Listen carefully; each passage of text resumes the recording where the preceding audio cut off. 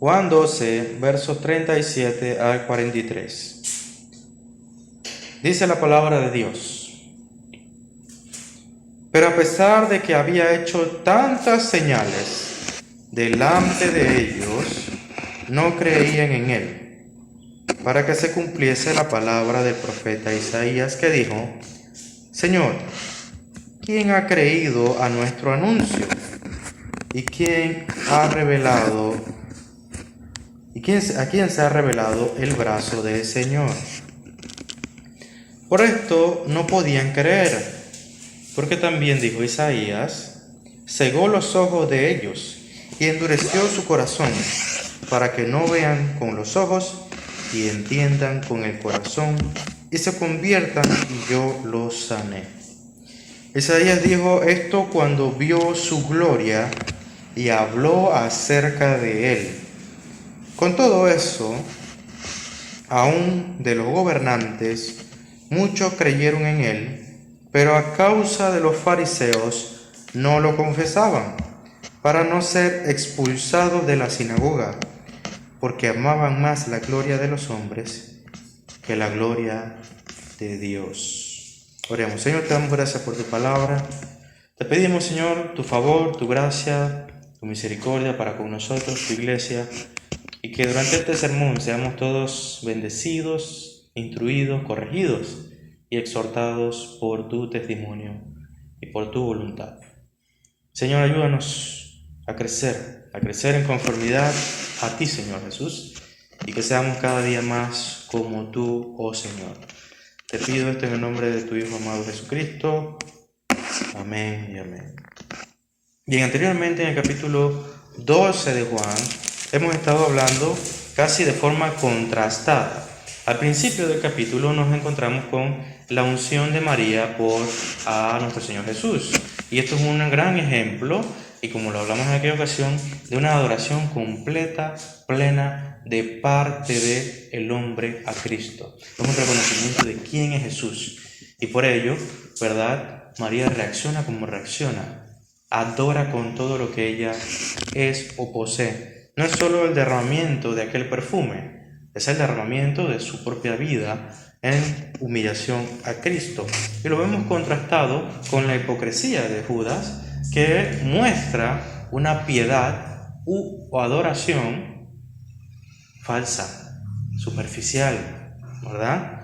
Y eso se ve también, esa aparente contraste o dicotomía, la encontramos en la multitud de judíos e incluso gentiles que se abarrotaron en Jerusalén, vitoreando a Cristo como el rey de Israel en la entrada triunfal a Jerusalén.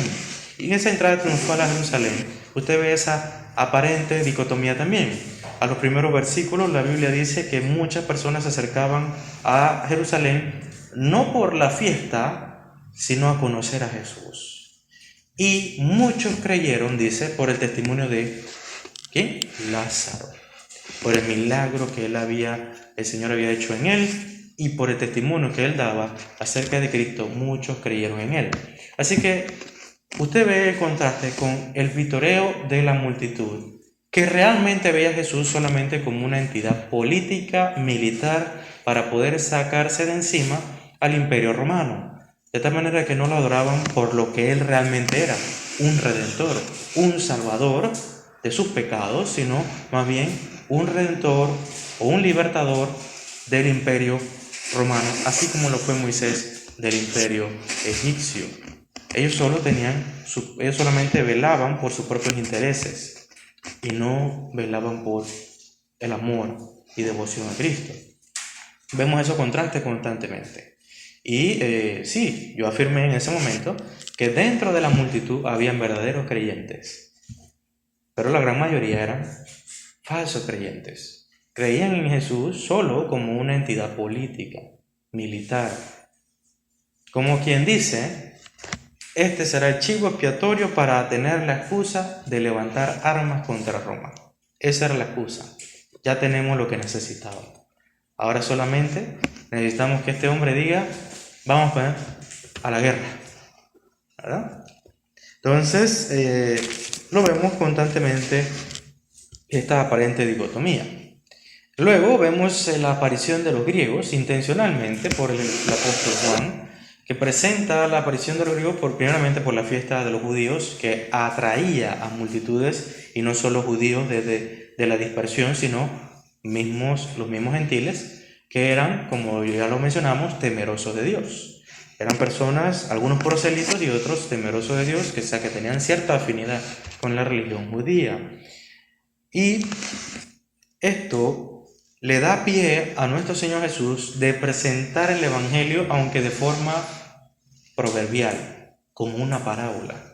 Él presenta, en contraposición al concepto popular de que Jesús es un Mesías, ¿verdad?, que va a acabar con el Imperio Romano, que va a saquear a los gobernantes romanos, que va a sacar a todos los centuriones de territorio judío. A pesar de ese concepto y expectativa que tenían la mayoría de las personas, Jesús le dice: no, yo he venido a morir. Es necesario que yo muera. Y no solo que yo muera, sino que moriré para que ustedes den su vida por mi causa. Eso es lo que dice el Señor.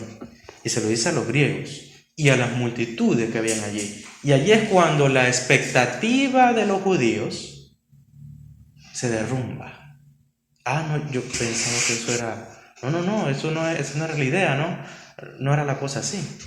Y es donde empiezan las dudas a emerger de parte de los judíos y de las multitudes.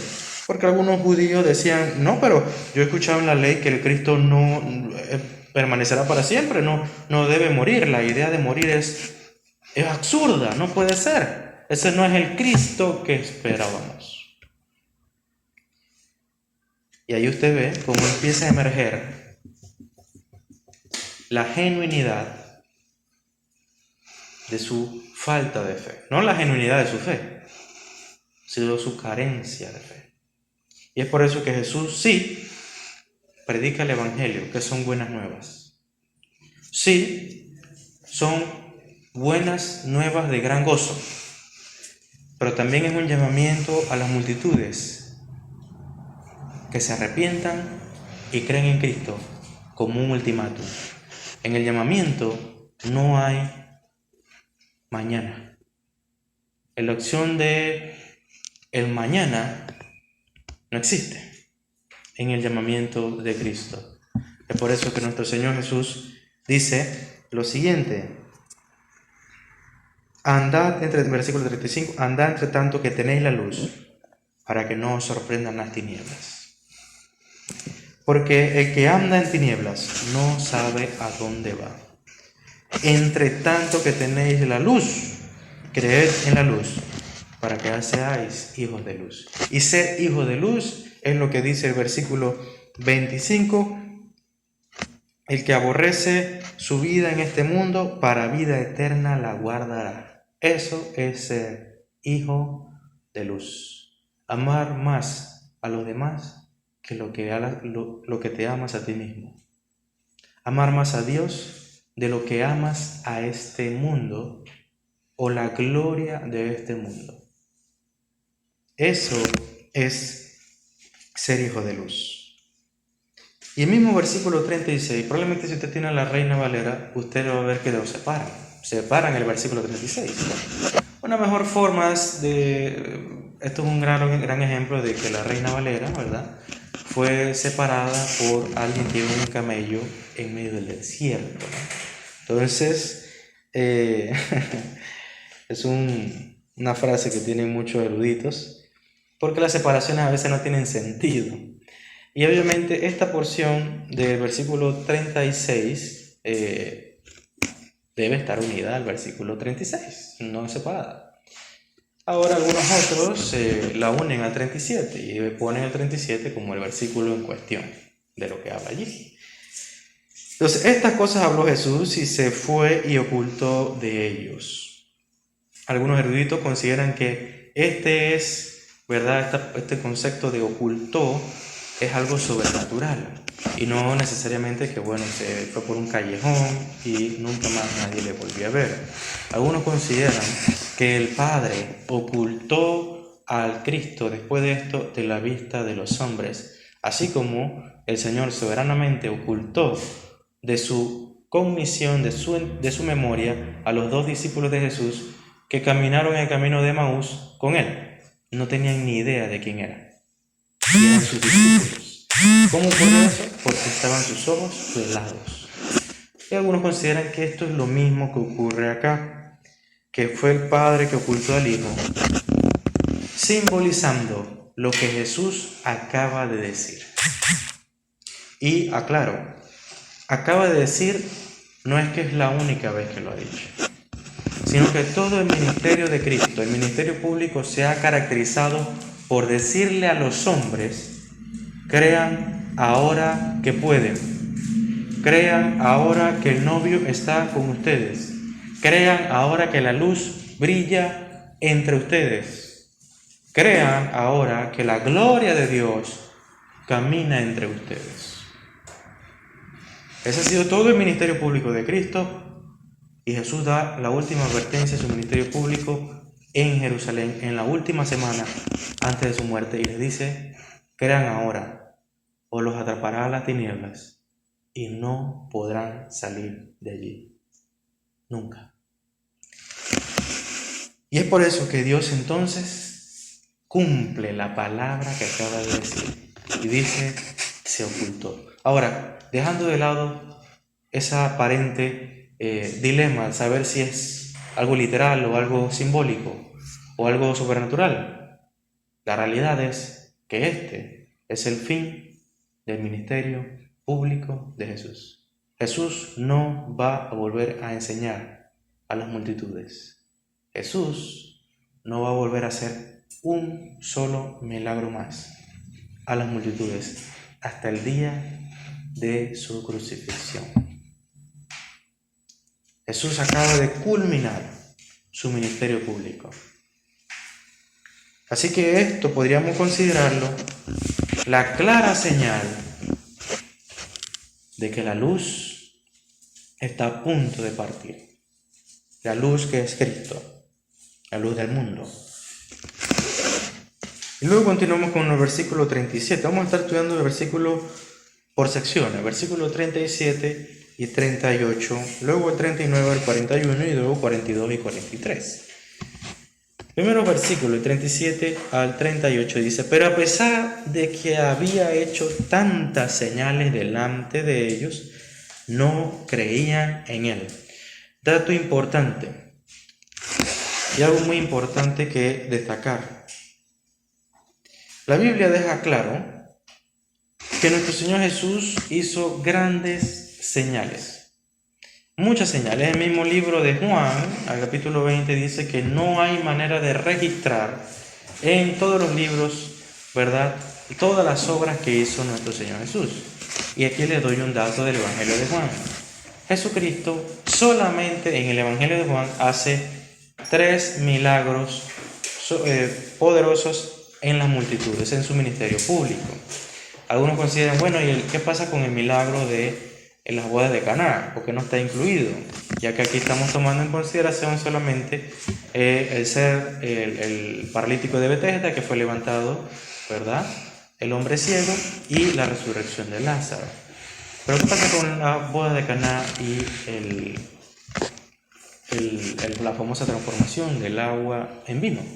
La realidad es que el ministerio público de Jesús no había dado inicio, y es por eso que nuestro Señor Jesús le dice a María: todavía no es la hora. Entonces, este milagro no se considera entre estos 3. Pero en el ministerio público de Jesús, esos 3 milagros solamente en Juan son referidos. No quiere decir que sean los únicos, ya que los otros evangelios refieren muchos más, ¿verdad? Entonces, Juan considera que estos 3 milagros fueron importantes para dar su punto a valer. Y fueron, por decirlo así, milagros que generaron algo en la multitud, ¿verdad? Sabemos todos que el odio a Cristo inicia cuando Jesús levanta al paralítico de Betesda. Y ahí se va incrementando posteriormente, y vemos cómo el odio de los judíos incrementa posteriormente cuando el hombre ciego es sanado. De nacimiento este hombre era ciego, y entonces ese hombre ciego es excomulgado por testificar acerca de Cristo. Entonces usted va a ver que el pensamiento de Juan, la elección de estos milagros no es al azar. Ay, este se lo olvidó a Mateo, voy a ponerlo. No. Juan los explica y los presenta porque son cruciales en la historia y en el camino de Cristo. Y en la resurrección de Lázaro es catastrófica, porque es justo antes de las últimas semanas de nuestro Señor Jesús, y es la razón por la cual multitudes llegaban a Jerusalén, no por la Pascua, sino porque Lázaro había resucitado, y muchos creyeron en él. Esa es lo trascendente de estos milagros. Pero acá, ¿verdad? Juan dice que a pesar de estos milagros, ellos no creyeron. Ellos no creyeron. La pregunta que nos hacemos es ¿por qué? ¿Por qué ante tan grandes obras magníficas y extraordinarias del poder de Dios, estos hombres no creyeron? ¿Acaso pensamos que las evidencias no fueron suficientemente claras?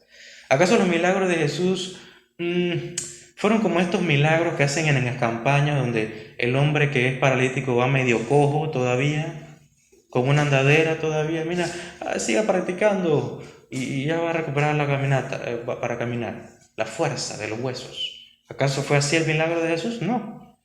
Los milagros de Jesús fueron totalmente regeneradores, como nuevo. Ese hombre que estaba más de 30 años sin caminar, saltó. Él sabía perfectamente cómo usar las piernas.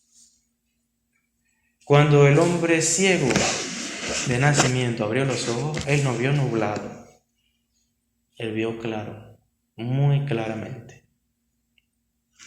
Así que no hay duda de que los milagros de Cristo fueron magníficos y claros a los ojos de los hombres. Por lo menos podemos evidenciarlo en el mismo texto que estamos estudiando, ya que el término que se usa acá es tosoutos, para la palabra tantas o tantos, porque dice, ¿verdad? Tantas, eso había hecho tantas señales delante de ellos. Tantas es tosoutos, y ese término puede ser interpretado en dos formas, dependiendo del contexto. Uno, de forma cuantitativa, que creo la Reina Valera lo traduce así, pero también de forma cualitativa. En otras palabras, lo que Juan trata de expresar aquí, entendiendo lo que acabo de decir, que Juan solo expresa 3 milagros en el ministerio público de Jesús. Entendiendo eso y entendiendo que se refiere a esos milagros, Juan no está hablando de cantidad, Jesús está hablando de cualidad. De tal manera que él está diciendo tan grandes, tan magníficos, tan esplendorosos milagros, y aún así no creyeron. Así que a partir solamente con esta porción podríamos decir, ok, esa duda no tiene fundamento, ¿verdad? No tiene fundamento. Ahora, también la Biblia dice en el capítulo 16 de Lucas, verso 31, vamos a ir de forma breve, habla acerca de aquella, para algunos es parábola, para otros no, ¿verdad? Acerca del rico y Lázaro, pero lo que nos quedamos es con el verso 31 y lo que dice el Abraham, ¿verdad? Al final. Dice lo siguiente. Abraham le dijo, si no oyen a Moisés y a los profetas, tampoco se persuadirán aunque alguno se levantare de los muertos. Aunque alguno se levantare de los muertos, es imposible que ellos se persuadan porque simplemente no creen a la palabra que ya ha sido expuesta, dice el padre Bren. La Biblia nos dice a través de esto que los hombres no tienen la capacidad de creer en los milagros y que estos no son suficientes para que un hombre pecador con naturaleza caída pueda creer en Cristo. Ninguna señal, ningún milagro ha transformado la incredulidad de los hombres en fe genuina. Esto es lo que dice el texto.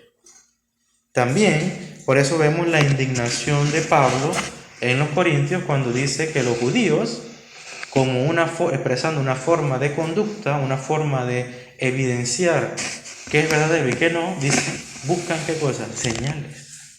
Este era el pensamiento, el modus operandi del judío. Y es por eso que al mismo Cristo, después de haber hecho señales, como la alimentación de los peces y el pan, la multitud que estaba allí, y él hace esa multiplicación, los mismos judíos que habían comido pan y peces, le dicen, ¿qué señal nos das de que eres el Cristo? ¿Usted se imagina el cinismo de estos hombres? Acaban de comer milagrosamente de canastas que no tenían nada y ¡puf!, como palomitas de maíz empezaban a emerger pan y peces. Y dicen, ¿qué señal nos da de que eres el Mesías?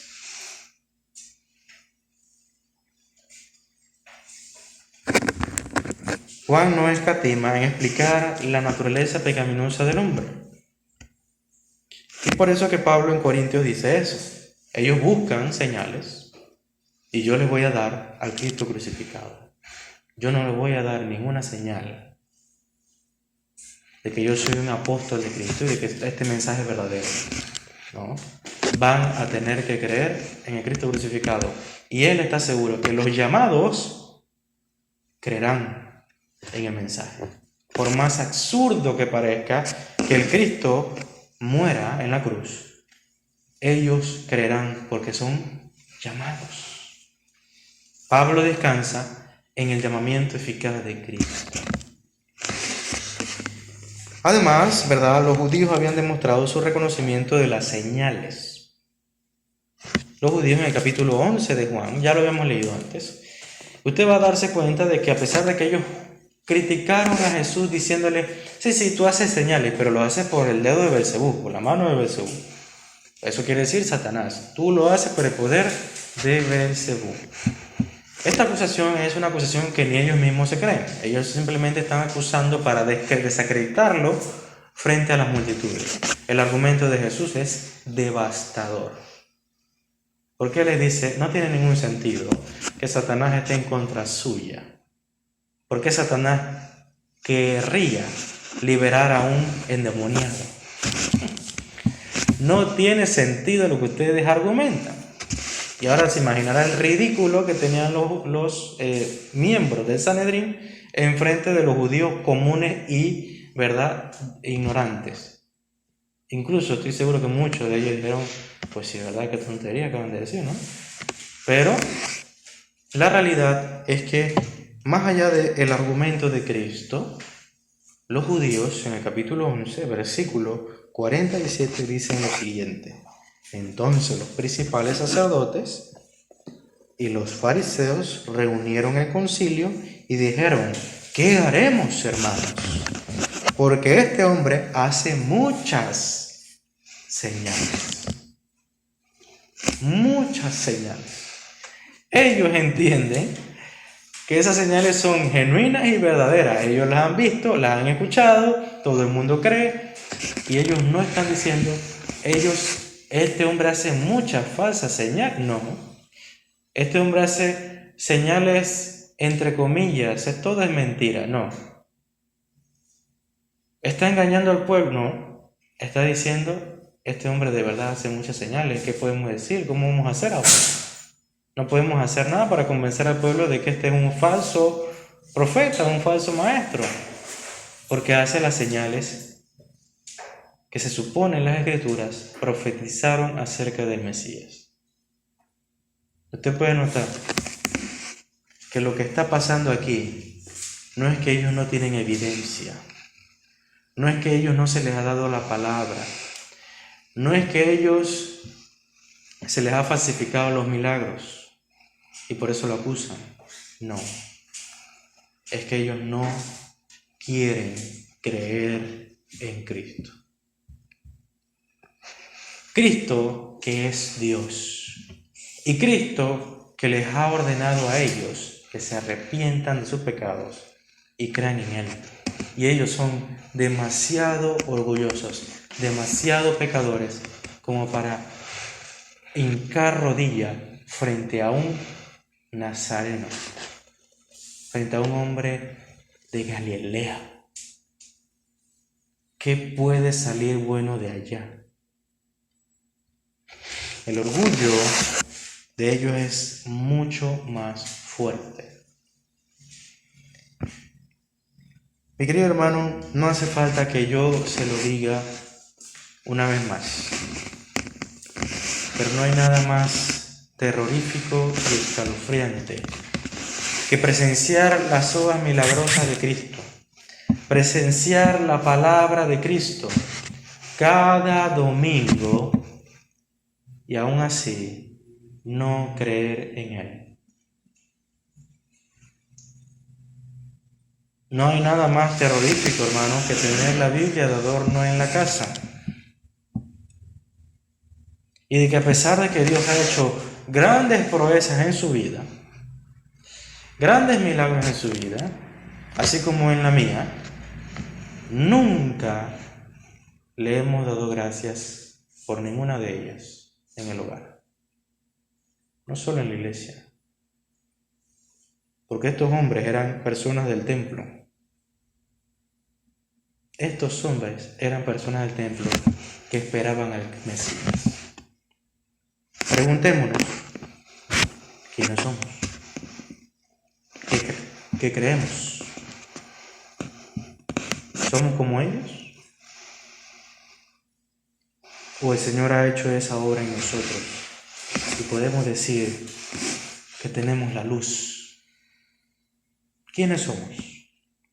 ¿Estamos en tinieblas o estamos en la luz? Continuando, dice lo siguiente Juan, versículo 38. Alguno podría decir, porque recuerde que esta parte de aquí es escrita por Juan no en el año 30 después de Cristo, sino en el año 85 en adelante.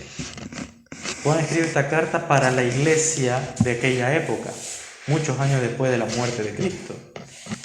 De tal manera que estas palabras de Juan son dirigidas a la iglesia. Y alguno podría decir, pero Juan, ¿de dónde sacaste esa idea de que estos no creyeron? ¿Qué fundamento tienes? Bueno, Juan da el fundamento.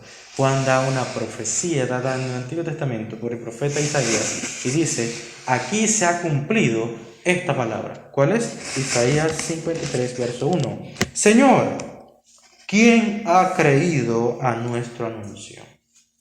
¿Y a quién se ha revelado el brazo del Señor? Isaías 53 habla acerca del siervo sufriente. Pero Isaías 53 se desarrolla en un contexto en el cual el profeta Isaías era llamado a predicarle a Israel. Una Israel dividida.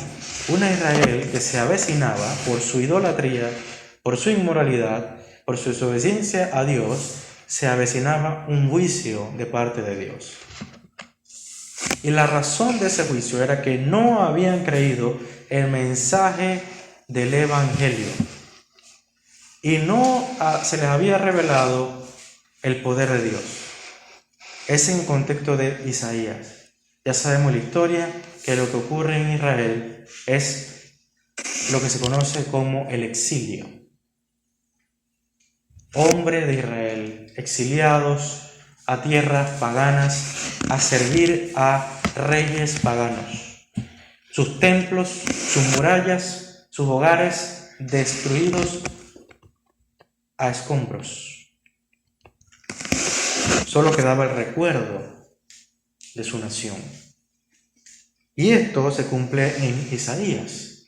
Pero Juan lo aplica de forma profética en los días de Cristo y su ministerio público.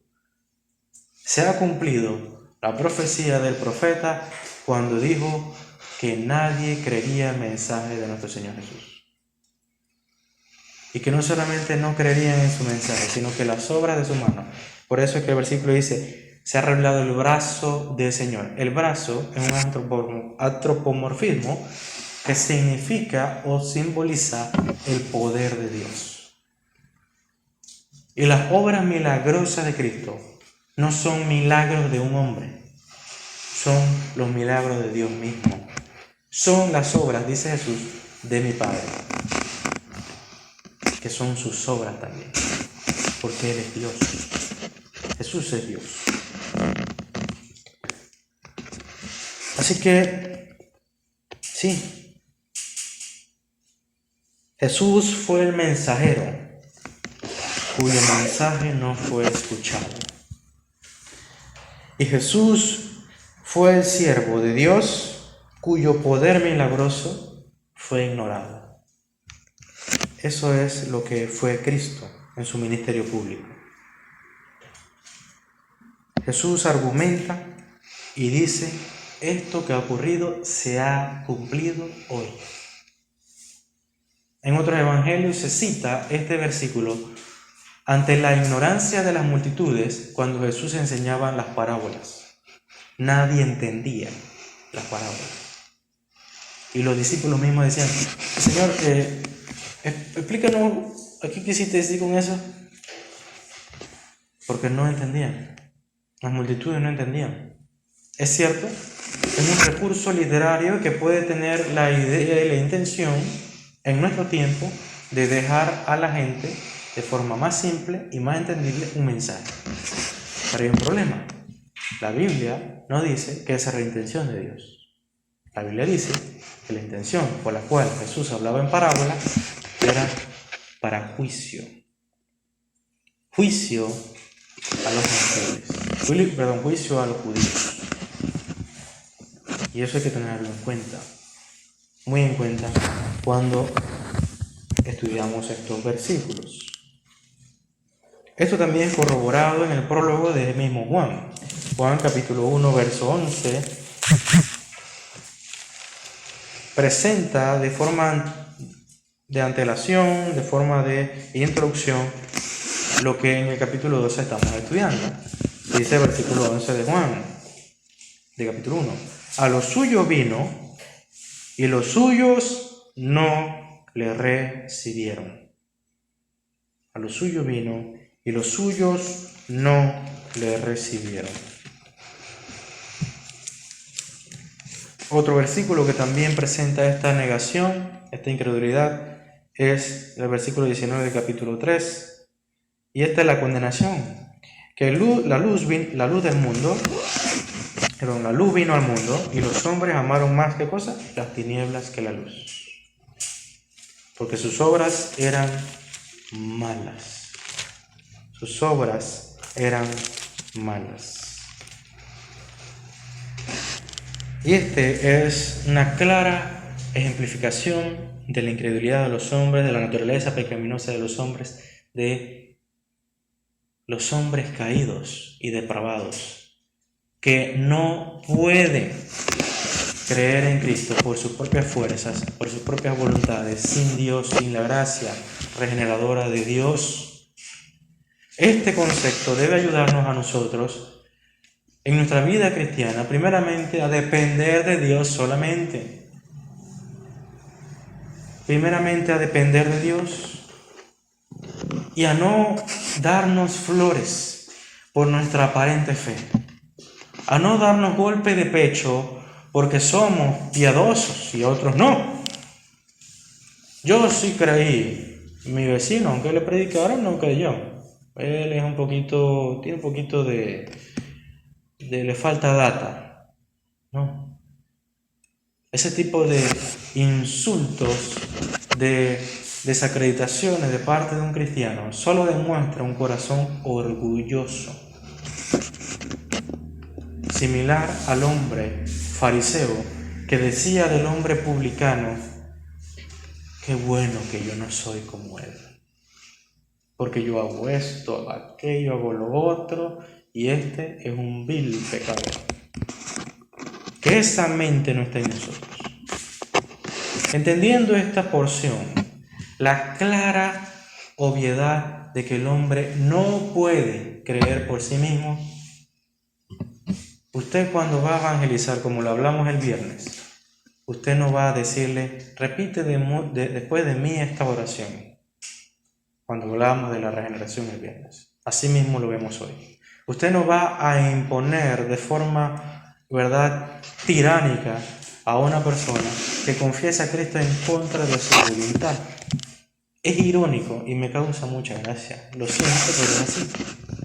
Pero muchas personas que no creen en esta doctrina de la depravación total enseñan que hay que hacer que el pecador que odia a Cristo confiesa a Cristo aunque no lo quiera y será salvo. Ahora, ellos son los mismos que nos acusan a nosotros de que Dios obliga a los hombres en contra de su voluntad a ser salvos. Me causa mucha gracia, lo siento. Pero es la realidad. Es incongruente creer eso. Debemos siempre entender que el evangelismo no es que usted va a salvar a la gente. Dios es el que salva. Ah, no, es que yo gané 5 almas para decir. ¿Cómo? No. No. Usted se le ha enviado a predicar el evangelio, a predicar todo el consejo de Dios. Usted no ha salvado a nadie. Usted no es salvador. Es Cristo. Es Dios.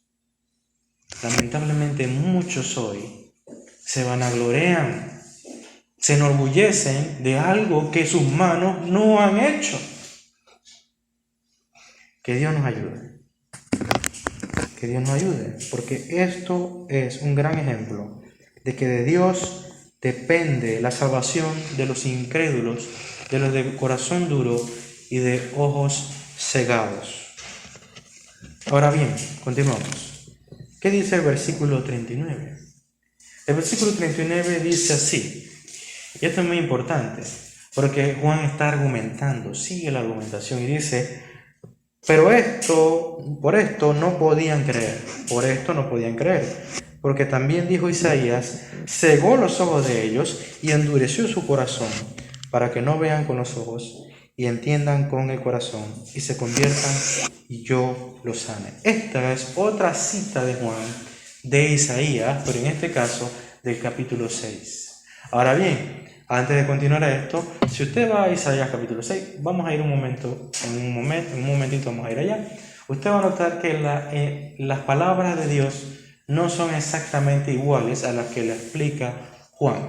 Antes de que entre en una crisis, obviamente, de interpretación, lo que ocurre aquí es lo que quizá muchos de nosotros hemos hecho, por lo menos creo yo que es esto, y es que Juan está parafraseando el texto, no está citándolo punto por punto, sino parafraseando el texto. Por eso usted no lo encontrará igualito, por decirlo así. Y creo que todos nos podemos identificar con Juan aquí. Ahora bien, dejando eso de lado, debemos abarcar desde el versículo 39 qué dice o qué trata de decir Juan. Para algunos, esto puede ser algo confuso. Para algunas personas, este versículo 39 dice, por esto no podían creer. Para algunas personas se refieren a que esto tiene relación, ¿verdad? El versículo 37 y 38 produce lo que ocurre en el versículo 40, ¿ok? Ya les explico cómo. Y para otros, lo que trata de decir Juan con esta pequeña inicio del versículo 39 es que, y esta es la causa de, ¿ok? Lo que pasa en el versículo 37 y 38 es una forma explicativa de algo que está ocurriendo, y en el versículo 39 y 40 él dice, y esto pasó o ocurre por este motivo. ¿Cuál es la causa? Una es causalidad y el otro es, por decirlo así, una forma de resultado. Okay, este es el resultado de esa acción. Si no me entendió lo que traté de decir, se lo explico con dos preguntas, ¿ok? El versículo 40 es una respuesta a una pregunta implícita que nosotros nos podemos hacer. Dos preguntas. La primera opción, ¿qué hizo Dios ante la incredulidad de los judíos? Si el versículo 40 es una respuesta, la pregunta implícita es, ¿qué hizo Dios ante la incredulidad de los judíos? El versículo 37 y 38 nos habla de una incredulidad de los judíos. De tal manera que si llenamos con esa pregunta, diría algo así. ¿Qué hizo Dios con la incredulidad de los judíos? Pues cegó los ojos de ellos y endureció su corazón para que no vean con los ojos y entiendan con el corazón y se conviertan y yo los sane. O sea, todavía más los endurezco. Ya se han endurecido, ahora yo los endurezco más. Eso es lo que aparentemente podría decir el versículo. Y algunos eruditos consideran eso. Ahora bien, otros eruditos consideran lo contrario. Y esta es la pregunta implícita. Lo siguiente sería, ¿por qué no creen a pesar de que presenciaron tan grandes milagros? ¿Por qué no creen? Ya sabemos que no creyeron, eso lo sabemos. Sabemos que no creyeron. El versículo 37 y 38 es simple y llanamente una descripción de los eventos que ocurrieron en el ministerio público de Jesús. Y esos eventos es incredulidad. Incredulidad ante las señales de Cristo, las cuales son corroboradas con la profecía de Isaías, que no creyeron ni al mensaje ni a los milagros. Ahora bien, dice el versículo, por esto no podían creer. No hace falta que se lo diga, pero yo estoy seguro que usted sabrá que yo creo en la segunda postura. La segunda pregunta, ¿por qué no creyeron a pesar de estos grandes milagros que presenciaron? Porque la Biblia dice que estas grandes señales fueron delante de ellos. Delante de ellos. Entonces, dos motivos, dos razones principales. Y está en el por esto y el por qué. El por qué, ¿verdad? Es una conjunción de causalidad. Una conjunción de causalidad. Y esa porción que usted ve ahí que dice, porque también dijo Isaías, es lo que trata de explicar es cuál es la causa de esto. Eso es lo que trata de explicar. El por qué trata de explicar, ok, esto ocurre porque esto está detrás de todo eso. Este es el motivo. ¿Cuál es la causa? El motivo es este. Por esto debemos entenderlo con la segunda pregunta implícita. La segunda pregunta implícita. Y, obviamente, la primera porción del versículo 39 también es lo mismo. Por esto, por causa de esto, por motivo de esto, es que ellos no creyeron ni al mensaje ni a las señales. ¿Cuál es el motivo? Versículo 40. Dios cegó los ojos de ellos y endureció su corazón, para que no vean con los ojos y entiendan con el corazón y se conviertan y yo los sane. En otras palabras, ¿por qué ellos no creyeron? Porque Dios los cegó. Dios los endureció. Y por eso no creyeron.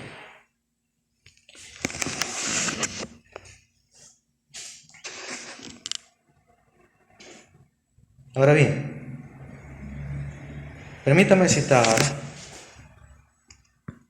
¿verdad?, a Leon Morris, que es un erudito del Nuevo Testamento, para corroborar que esto es causalidad. La razón de la incredulidad de los hombres es la voluntad de Dios. Ese es el punto de Juan. No creyeron porque no era la voluntad de Dios que creyeran. En pocas palabras, dice Leon Morris. Juan dice claramente que la explicación de por qué no eran capaces de creer está en otro pasaje de las Escrituras. Nuestro pasaje joánico lo atribuye todo a la voluntad de Dios. Si algo no tiene la mano de Dios encima, es imposible que ocurra. De tal manera que Dios tuvo control también y soberanía de la reacción de los judíos que no creyeron en Cristo. Dios fue soberano, aún en su incredulidad. Ahora, estoy seguro, quizá usted sepa la respuesta, quizá usted ya ha escuchado eso, quizá usted ha tenido ese dilema, ¿verdad? Y ha tenido respuestas ya de estas aparentes contradicciones. Porque algunos podrían acusarnos y decir, tú estás diciendo, David, que Dios de forma autoritativa, tiránica, ha hecho que los hombres que podían haber creído en Cristo, que tenían un corazón bondadoso, Dios los ha endurecido en su corazón para que no crean, aunque ellos querían creer. O sea, han sido endurecidos de su corazón en contra de su voluntad. O la otra acusación, porque son dos, en contra de su voluntad, ¿verdad? Y segundo, ¿acaso estás diciendo que el Dios de todo amor, todo santo, ha provocado en el hombre pecado, siendo Dios santo? ¿Acaso contradice la Escritura cuando dice que Dios no tienta a nadie? ¿Verdad? Y que Dios no es autor del pecado. ¿Acaso contradice eso? No, no nos contradecimos con eso. Permítame ahora citar a D.A. Carson con respecto a esto. En su comentario de Juan dice lo siguiente: el endurecimiento de los corazones en juicio divino no se presenta como la manipulación caprichosa de un potentado arbitrario que maldice seres moralmente neutrales o incluso moralmente puros. He aquí el gran problema de muchos hombres. Que la mayoría de las personas, cuando se les habla acerca de la soberanía de Dios y la incredulidad de los hombres, o el endurecimiento del corazón de los pecadores por Dios, muchos creen que es que el hombre, ¿verdad?, es inocente. Por eso dice D.A. Carson, moralmente neutrales. Inocencia, o sea que no están inclinados ni al mal ni al bien. Ellos son neutrales. Y mucha gente, y no solamente hablo del incrédulo, hablo de creyente, cree que el hombre es inocente. Y en el peor de los casos, que crean que el hombre es moralmente puro, que los hombres pecadores son santos y que están inclinados al bien. Dios no hace eso. Dios no obliga, no, tú tienes que ser malo, no puedes ser bueno, venga por acá. No hace eso. Él no está haciendo eso. ¿Por qué? Porque el hombre es malo por naturaleza. El hombre es pecador. Yo creo sinceramente, hay un dicho, no recuerdo si lo digo bien, creo que dice algo así como los sacerdotes nunca se acuerdan cuando eran sacristanes, algo así. Y yo creo que realmente todos tenemos esa tendencia. No nos acordamos de cuántas veces le mentimos a nuestras madres cuando teníamos siquiera conciencia. No, mamá, yo no fui. Sí fuiste, pero le dijiste que no eras tú. Eso es mentir. Fuiste a hacer exactamente lo que te dijeron que no hicieras. Yo sé que no se acuerda. Está tratando de recordar usted. Pero tratamos con todas las posibilidades que podemos de ocultar nuestro pecado y de nuestra propia naturaleza. Yo me acuerdo de todas las barbaridades que yo hice de niño. Y yo recuerdo cuando a veces, me da risa, lo digo de verdad, cuando mi abuela o otras personas que nunca me criaron, ¿verdad?, decían, ay, es que era un ángel, se portaba muy bien. Me causa gracia. Porque yo sí me acuerdo de las cosas que hice.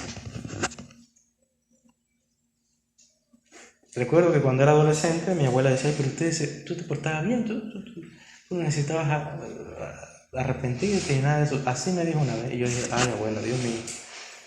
Usted conoce a mi abuela querida, me ama mucho, pero a veces me ama demasiado. Yo le digo, no, abuela, yo era una basura. Y mi abuela me ama demasiado. Pero es importante siempre reconocer que el hombre no busca a Dios. No hay ninguno bueno. Y en función de eso, entendemos lo siguiente.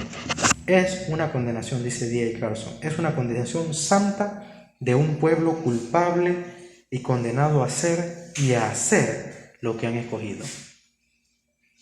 Es nuestra elección endurecer nuestro corazón. Es nuestra elección cegar nuestros ojos ante lo evidente. Es nuestra elección no creer en aquel que nos ha llamado a creer. Y en función de eso, Dios dice, perfecto, los endurezco, los ciego aún más. Ahora la pregunta que queda latente, entendiendo que no es en contra de nuestra voluntad, sino que nuestra voluntad corre, añora la incredulidad. Nuestra voluntad caída busca el pecado. No es que vamos en contra de nuestra voluntad. No, yo no quiero ir para allá. No, amamos eso sin Cristo. En nuestro estado de incredulidad, eso es lo que buscamos.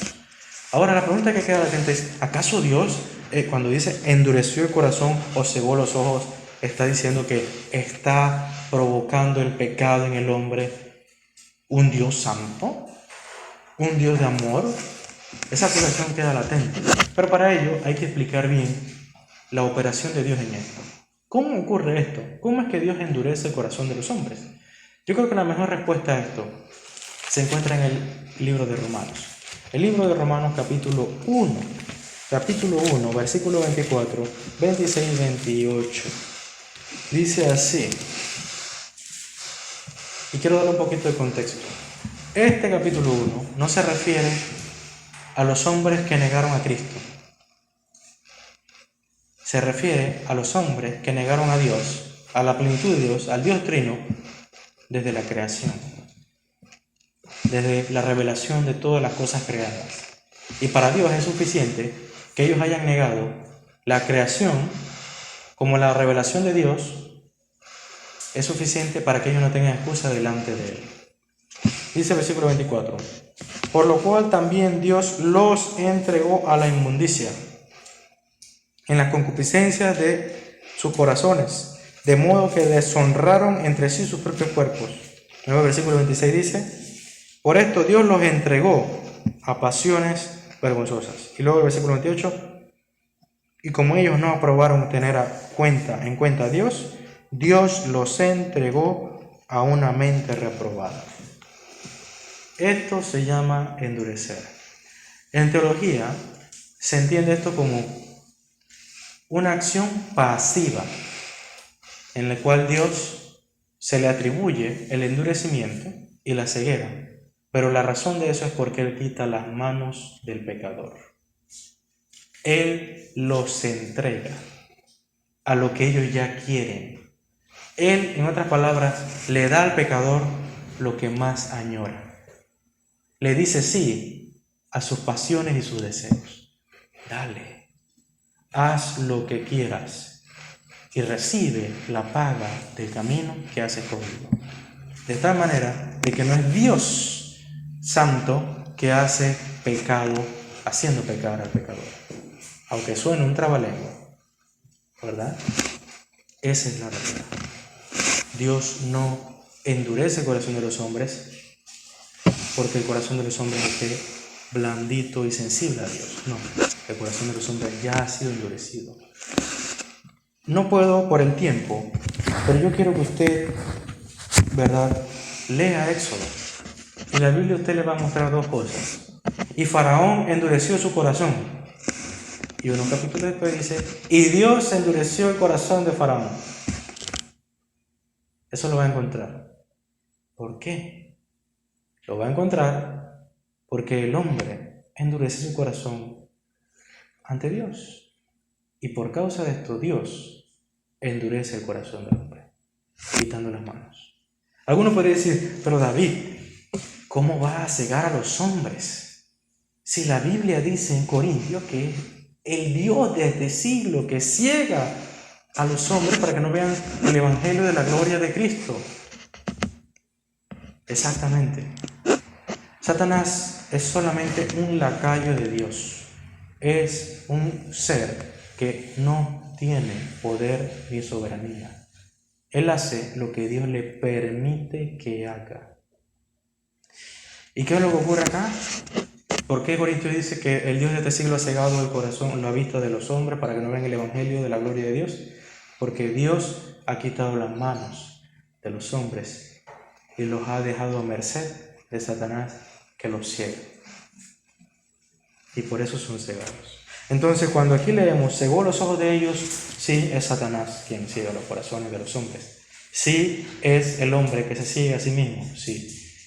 Y también Dios los entrega a esa ceguera. Dios se los entrega al endurecimiento de su corazón, para que no se salven y para que yo no los sane. Esa es la condenación de Dios a estos hombres. Esta es la ira de Dios.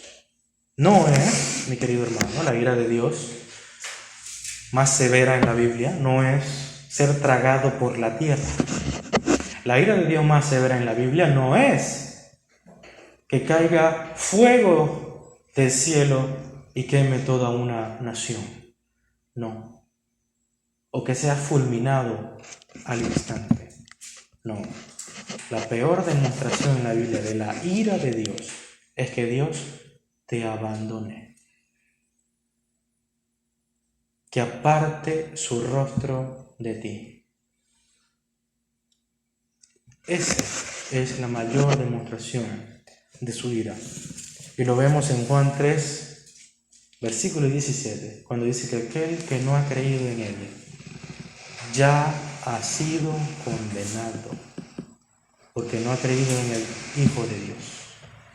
Y el capítulo 3, versículo 36, también dice que aquellos que no han creído en el Hijo de Dios, dice, están bajo la ira de Dios.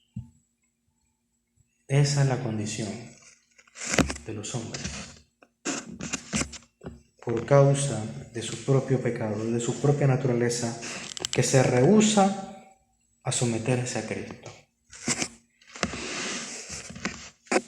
Y los últimos versos que nos corresponden, versículos 41 y 43 hasta 43. La Biblia nos dice que Isaías dijo todo esto, testificó acerca de todo esto, porque él vio la gloria de Dios y testificó acerca de eso. Y habló acerca de eso. Él vio su gloria. ¿La gloria de quién? La gloria de Cristo. Y habló acerca de él. Él no se cayó. Si usted va al capítulo 6, usted verá una visión de Isaías. Y esa visión, el Adonai, santo, santo, santo, era la visión de Cristo glorificado, sentado en el trono. Y esa visión es la misma que refiere Juan acá, diciendo que estas verdades son reales. La incredulidad de los hombres y el endurecimiento de los hombres, porque Cristo mismo lo ha hecho en la manifestación de su gloria. Porque Isaías, cuando se le envía a predicar, se le envía para juicio de Israel, solo para anunciarle que serían enjuiciados. Porque él le dice, oídme bien, dice Dios, dile al pueblo, oídme bien y no escuchéis. Un mensaje que parece ser contradictorio, pero lo que quería decirle Dios es, tú vas a enseñarles que oigan la palabra de Dios, pero ellos no te van a escuchar. Tú le vas a decir, vean, y ellos no te van a ver. Ellos te van a ignorar y te van a desechar. ¿Por qué? Y luego Isaías dice, ¿hasta cuándo? ¿Hasta cuándo, Señor? Y Dios le dice, hasta que todo sea destruido, hasta que sean arrasados, que las casas estén en el suelo, hasta ese momento. Porque será hasta ese momento que los corazones de los israelitas no se volverán a mí, hasta que no sientan el furor de mi ira. Entonces levantarán sus ojos a los cielos y pedirán misericordia. Esa era la razón de la predicación de Isaías. Juicio, para luego que estos hombres fueran convertidos.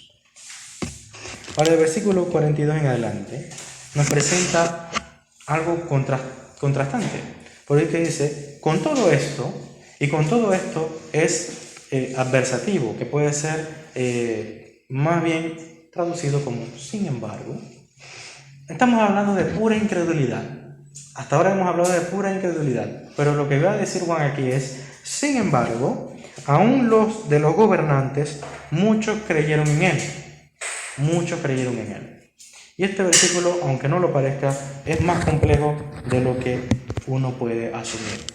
Ya que luego, a pesar de que esa forma de expresarse Juan expresa verdadera fe, o sea, muchos creyeron en él, que también está en otros versículos que ya hemos leído, luego dice, pero a causa de los fariseos no lo confesaban. Y luego también dice, para no ser expulsado de la sinagoga. Y más aún dice, porque amaban más la gloria de los hombres que la gloria de Dios. He aquí un gran dilema. ¿Qué hacemos? ¿Eran verdaderos creyentes o eran falsos creyentes? Permítame hacerle la vida un poquito más difícil con este versículo. El capítulo 5 de Juan. Juan dice lo siguiente, versículo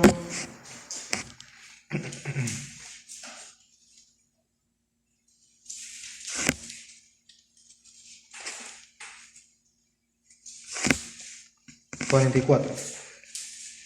Versículo 44 del capítulo 5 dice, ¿cómo podéis vosotros creer? Jesús le habla a los fariseos. ¿Cómo podéis vosotros creer? Pues recibís gloria de los unos de los otros y no buscáis la gloria que viene del Dios único. ¿Cómo puedes creer si lo único que quieres es la gloria de los hombres? Eso es lo que está diciendo Jesús ahí. Pero hay aquí otro problema, un dilema más grande todavía. En el capítulo 19 de Juan, no otro, capítulo 19, la palabra gobernador que usted va a ver allí se debe traducir mejor como principales. ¿Ok? Archon es el término en griego y puede ser traducido como principales.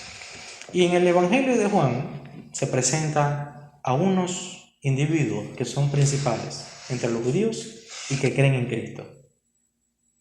Capítulo 19, versículos 38 y 39.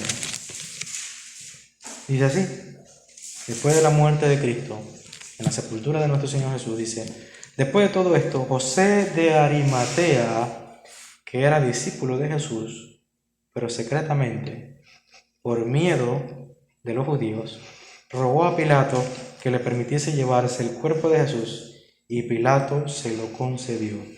Entonces vino y se llevó el cuerpo de Jesús. También Nicodemo, el que antes había visitado a Jesús, de noche, vino trayendo un compuesto de mirra y de aloes como 100 libras. Ahí usted tiene dos personajes. Nicodemo, miembro del Sanedrín, y, según la Biblia, los otros evangelios, José de Arimatea, miembro del concilio también, uno de los principales del concilio, un hombre muy adinerado, que era discípulo de Jesús a escondidas, y Nicodemo, que había ido a escondidas de noche a hablar con Jesús, y que luego trató de apelar por Cristo en el capítulo 7 de Juan, cuando lo quisieron acusar en el Sanedrín injustamente. Y él dijo, varones, no deberíamos por lo menos tener testigos de esa acusación. Y ellos le dijeron, ¿acaso tú también eres ignorante? A Nicodemo. Así que cuando usted ve esta pequeña porción de estos principales que no creían por miedo a ser excomulgados, ¿quién usted cree que eran? Eran José de Arimatea y Nicodemo. La pregunta que nos hacemos acá es, ¿tenían verdadera fe? ¿Creían de verdad en Cristo? ¿O amaban más el mundo que a Dios? Aunque es muy difícil para mí esta interpretación, le dejo lo siguiente, y es lo más importante. Estos hombres, luego, solo unos días después de haber sido citado este verso, arriesgaron su vida por Cristo. Arriesgaron su familia por Cristo. Todo lo pusieron en la línea por Él. Porque públicamente hicieron notorio que eran seguidores de él. Creo que Juan expresa este versículo primeramente como una forma de resumen de todo lo que pasó en el ministerio público de Jesús. De que muchos creyeron en él, pero todos ellos a escondidas, la mayoría. Y muchos de los que habían creído tenían una fe débil. Recuerden que él mismo, Juan, dice que ellos no entendían lo que decía Jesús.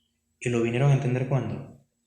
En la glorificación de Cristo, en la ascensión de Cristo, en la resurrección de Cristo. Así que sí, creo que estos hombres eran creyentes.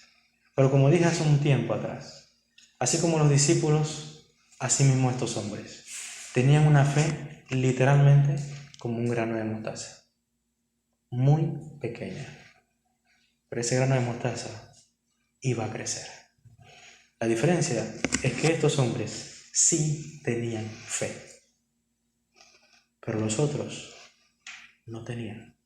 ¿Qué es lo que hace la diferencia? ¿Qué es lo que hace la diferencia entre que unos crean y otros no? Dios.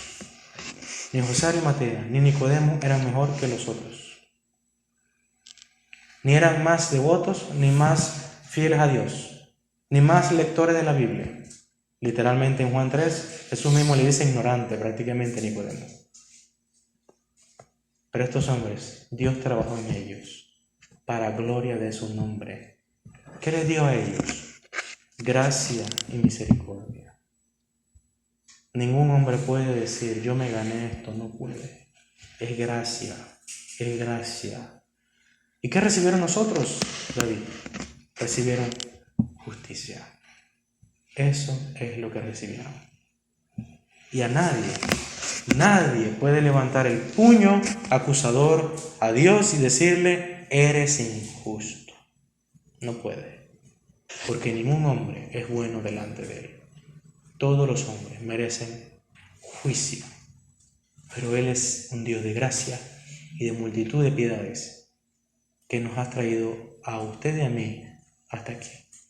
Por más que su fe sea pobre y a veces infiel, Él lo ha traído hasta aquí. Si su corazón no está endurecido hoy, es sensible a la palabra de Dios, y usted sabe que está creciendo, es por su gracia, no por usted. Búsquelo ahora, que puede ser hallado. No lo ignore, porque no es tiempo para eso. Oremos. Señor, te damos gracias por tu palabra. Bendecimos tu santo nombre. Y nos alegramos en que podemos, de forma inmerecedera, no lo merecemos, Señor, escuchar tu palabra, tener tu testimonio en nuestras manos, en nuestras mentes, escucharlo semanalmente. Gracias, Señor.